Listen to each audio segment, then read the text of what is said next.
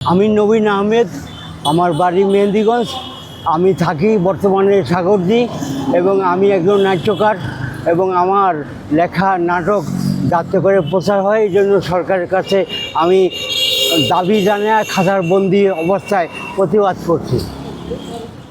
আর আমি বর্তমানে অসুস্থ, বাসায় বন্দি হয়ে আছি, বাসা থেকে বের হই না বেশি। আমি এই খাঁচায় বন্দির মতো জীবনযাপন করছি।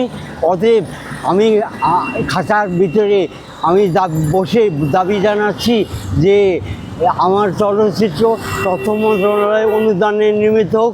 আমার লেখা নাটক যেন শিশু একাডেমি প্রকাশ করে। আমার লেখা নাটক, টিভি নাটক যেন বাংলাদেশ টেলিভিশনে প্রচার হয়, এই আমার দাবি। আপনি কি কোনো শফিক আমিনের সাথে, কবি সাহিত্যিকদের সাথে আমার অনুষ্ঠান অনেক করছি এবং আমি যখন ভালো ছিলাম এবং জাটকা ইলিশ নিধন এবং ছোট মাছ নিধন এর প্রতিবাদে আমি অনেক অনুষ্ঠান এককভাবে করেছি।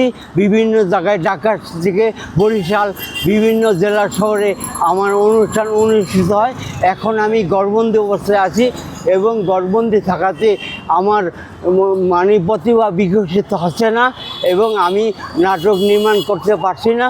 এবং আমি বলবো যে পাবলিক যারা প্রযোজক সংস্থা তারা যেন আমার নাটক প্রচার করে, আমার প্রতিভা বিকশিত করে, এই আমার চিন্তা ভাবনা।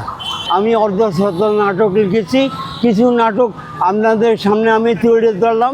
বৌডুবা টিভি নাটক, নক্ষত্রের মৃত্যু, ওই যে চলচ্চিত্র এবং মুক্তিযুদ্ধের টুনির ফ্রক এবং মুক্তিযুদ্ধের লাশ, বাবার লাশ এবং অনেক আছে আমার সামনে। আপনার কি কোনো নাটক টিভিতে প্রচার হয়েছে? না, ইতিপূর্বে কোনো নাটক প্রচার হয় নাই। অনেক নাটক জমা দিয়েছি। কোথায় জমা দিয়েছেন? বিভিন্ন প্রযোজকের সাথে আমি উঠা বসা করেছি এবং জমা দিয়েছি, কিন্তু এই জন্য আমি একটু করেছি 2024 সালের থেকেই। কিন্তু ঘরে বসে আমি লেখালেখি চালিয়ে যাচ্ছি এবং নাটক যাতে প্রচার হয় এবং আমার প্রতিভা বিকশিত হয়। না, বরিশাল তো আমার বাসস্থান ছিল ঢাকা, আচ্ছা, পরে আশা পড়ছি মেহেন্দিগঞ্জ, এরপর আসছি বরিশাল। এখন আমার নাটক মেহেন্দিগঞ্জে মঞ্চ নাটক প্রকাশ, মেহেন্দিগঞ্জে নাটক, হ্যাঁ, পরিচিত নাটক আমার মেহেন্দিগঞ্জে ওইটা একটা বৌডুবা এবং টুনির ফ্রক এবং মুক্তিযুদ্ধ বাবা এবং রোবটের কাঁধে হাতির বাচ্চা এবং নক্ষত্রের মৃত্যু নাটক, রক্তাক্ত 71 এবং সামনে তো মুক্তিযুদ্ধের নাটক। শিশু দোষ আছে, টুনির ফ্রক এবং মুক্তিযোদ্ধার বাবা।